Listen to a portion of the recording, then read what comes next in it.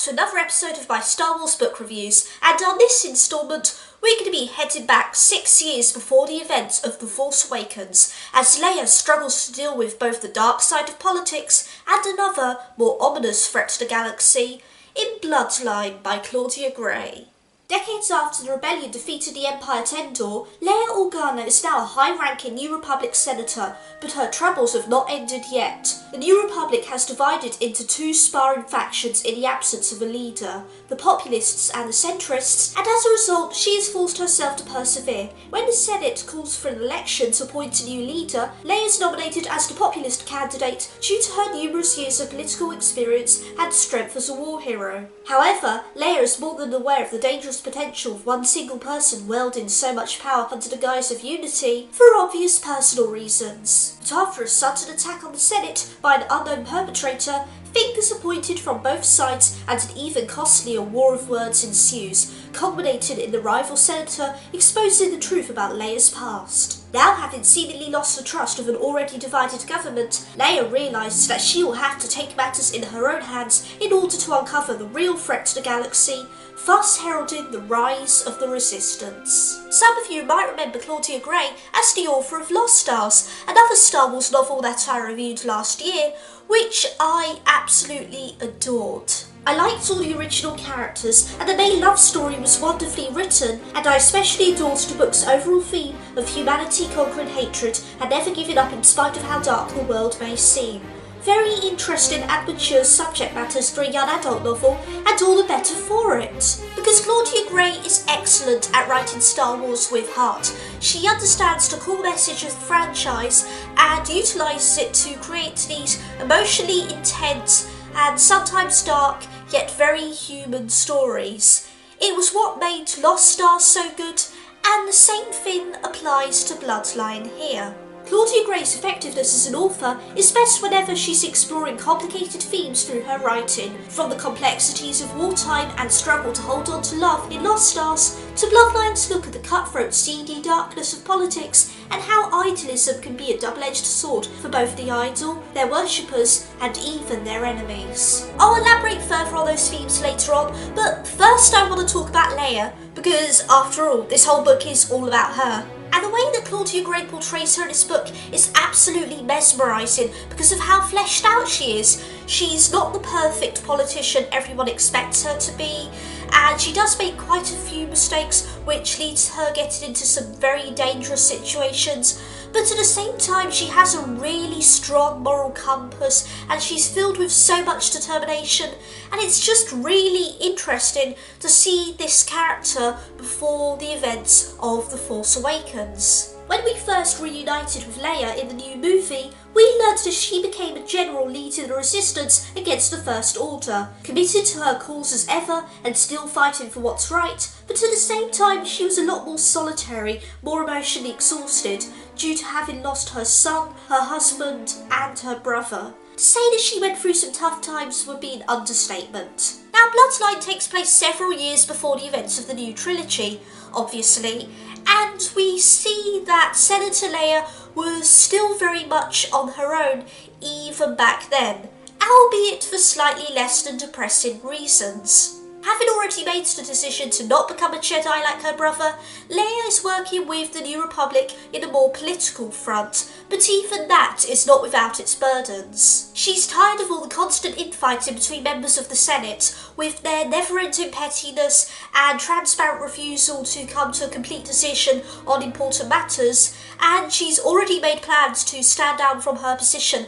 on Hostian Prime and go travel the galaxy with Han. However, everything changes after a bomb destroys a senatorial conference building, which, despite no one being killed thanks to Leia ordering an evacuation upon the last-minute suspicion, still results in many innocent people being injured, the media treating the terrorist attack as the most serious security incident since the end of the Galactic Civil War, and both parties in the Senate accusing each other of staging a bombing as a dramatic means of usurpation. Yeah, there's a lot of admittedly unsubtle satire about politics and the fear-mongering omnipresence of the media. Most notably in this kind of amusing scene in which a random drunken guest at an informal senatorial gathering makes the following rant. To this day, they've never adequately explained what happened to the first Death Star. Yes, we all know the story. Luke Skywalker, single starfighter, blah blah blah. But honestly, does that sound credible to you? The Empire had the greatest engineers in the galaxy, and the Death Star was their finest achievement. There's no way it could have been vulnerable to that kind of attack. The Emperor had to have been betrayed by someone on the inside. The Death Star was an inside job. Yep, it's that kind of satire. Funny, I know, but at the same time it makes for a very interesting yet slightly jarring read, because it's showing just how confused and divided everyone is now, that not even one of the greatest victories ever can keep people from feeling that sort of inner hatred and fear that's enough to make them see conspiracy theory and everything, no matter how accurate or logical. In some ways, Bloodline is not unlike Aftermath because of how both novels revolve around the still fragile state of the galaxy after the storybook ending of Return of the Jedi. A fairy tale post-happily ever after, if you will. Following the absence of Mon Mothma as Chancellor, the Senate has been unofficially split into two opposing sides. The populists, who believe that individual planets should retain almost all authority, and the centrists, who would prefer a stronger galactic government and a more powerful military. And after certain real-life events over this last year, seeing these two political parties duke it out is amusingly cathartic, knowing that even in a fictional universe some things never change. I suppose that some readers may find the obvious subtext a little too in your face and may be a bit inappropriate right now, but given that Star Wars has never shied away from making political in-references, I mean, the Empire is made up of literal space Nazis after all, I'd say that this sort of thing is simply part of the package deal when it comes to most stories in the Star Wars franchise. But yeah, the double-crossing nature of politics plays a very important part in this book, especially now that everyone lives in what they believe is a great time of peace and prosperity, and every politician thinks they're right because, well, they're the good guys. And the difference between how everyone else sees things and how Leia sees things is made the most evident in the book's prologue, which really sums up the overall message in a very interesting way. We see Leia attend a ceremony on the Hosnian Prime to unveil a statue of her adopted father, Bail Organa, who's apparently going to show up in Rogue One. See how this review ties into the movie. And one of her fellow senators delivers this speech in which he waxes lyrical about the Galactic Civil War and says that all the people who lost their lives in the conflict died for the justice and liberty and the peaceful world that everybody lives in now, which, while true in some aspects, is still a little bit dehumanising and doesn't quite accurately represent the now divided Senate as the utopia it appears to be. Leia's own speech, in contrast, consists of her talking about Organa in a more human light, as both a father and leader, and all the lessons that he taught her about courage, strength, politics and war. That no price is too great to pay for what's right, and only by preserving the peace that he so represented can everyone truly honour and remember him, thus focusing on the legacy of one man rather than the dark idealism of war. From that very first scene onwards, it's clear that the main theme of the story is quite literally bloodline, and Leia's parentage, both paternal and biological, play a very important part in the unfolding events of the novel. Bail Organa and Darth Vader were of course very, very different people, and even more so in the public's perception of them. There's this one really touching moment where Leia receives a hologram recorded by Bail Organa before his death, in which he tells her the truth about where she came from, about Luke, about the fact that they were separated at birth, that their parents were Padme and Anakin Skywalker, and that Anakin eventually turned into Darth Vader. It's a sweet little moment, I'm sure you'll agree. But it's eventually ruined by the fact that it was discovered by a political rival of Leia's, who uses it as a weapon to turn the whole Senate against her. And yet it plays into Leia's character arc very well, because she never forgave Anakin the way that Luke did. She still very much considers Bail to be her real father. And so when the truth about her heritage is revealed to everyone, it completely devastates her. Very few people were aware of this important dark secret of hers. Probably just Luke and Han, not even her own son at this point in the story. And it also ties into her fears from earlier of a first senator being in charge of everything, because she doesn't want the Republic to fall at the mercy of one human being hungry with power like Vader. She has a very personal reason to dread the idea of history repeating itself, and it's this sort of heavy subject matter that makes Bloodline such a brilliant read. Now, just like in Lost Stars, Claudia Gray does a fine job at fleshing out all of the characters, making them all really likeable while giving them realistic strengths and weaknesses, and no more is this the case than in the book's supporting cast. Leia's small band of allies consists of her wide-eyed young intern Corsella, who briefly appears in The Force Awakens, her spunky personal assistant Greer Sonnell, also a former racing pilot whose career was cut short because of a rare illness affecting her blood, and another pilot, Jove Seastriker.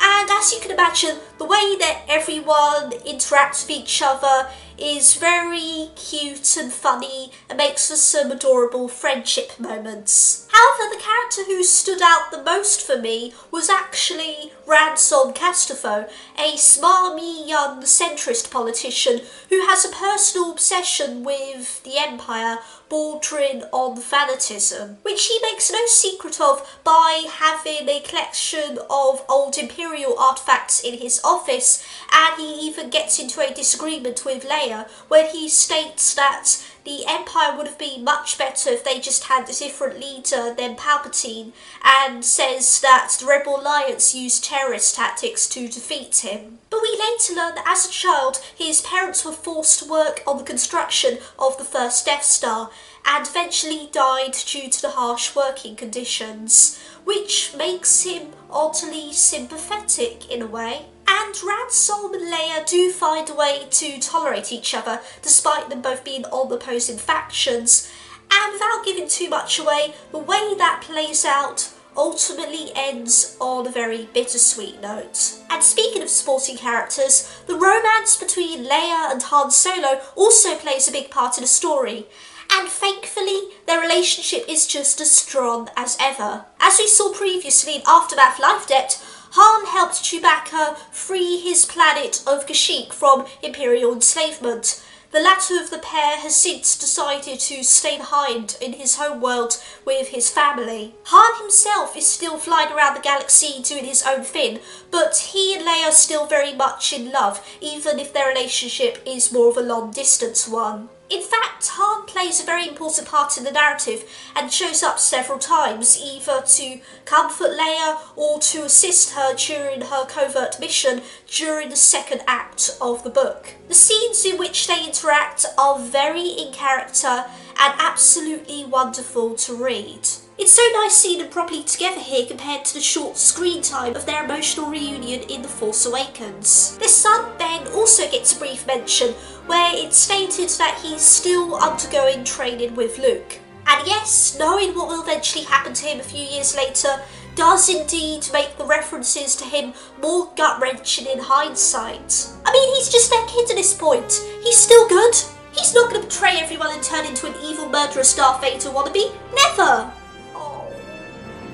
But anyway, As you can probably guess, there are a lot of subtle references in this story that foreshadow certain aspects of the new trilogy, most notably the rise of the First Order and the Resistance. In fact, some of the story ideas and important plot elements in this book come straight from Rian Johnson himself, who is the director of the upcoming Episode 8, due this time next year. And while we're still talking about references to other Star Wars stories, the adult version of Temin from The Force Awakens and the Aftermath series also shows up here, which was an amusing and happy fangirl moment for me, having just finished reading Life Debt and moving on to Bloodline. I always love seeing how everything in Star Wars is all connected. It makes it seem that much more alive to me, and the whole universe now seems more colourful than it ever has been before. So to summarise, I really liked Bloodline a lot. I found it to be both a fascinating, intelligent character study of Leia, as well as a bleak yet gripping look at a post-war New Republic.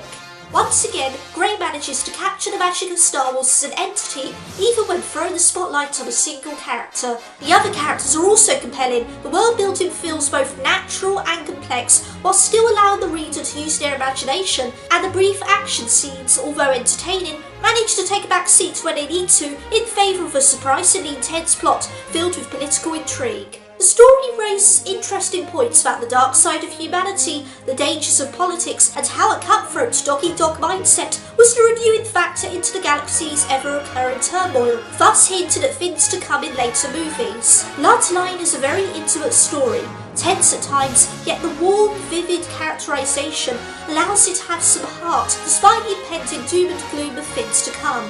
If you've been a fan of Princess Leia since the very beginning and thought her brief appearance in The Force Awakens just wasn't enough, then Bloodline is definitely the book for you.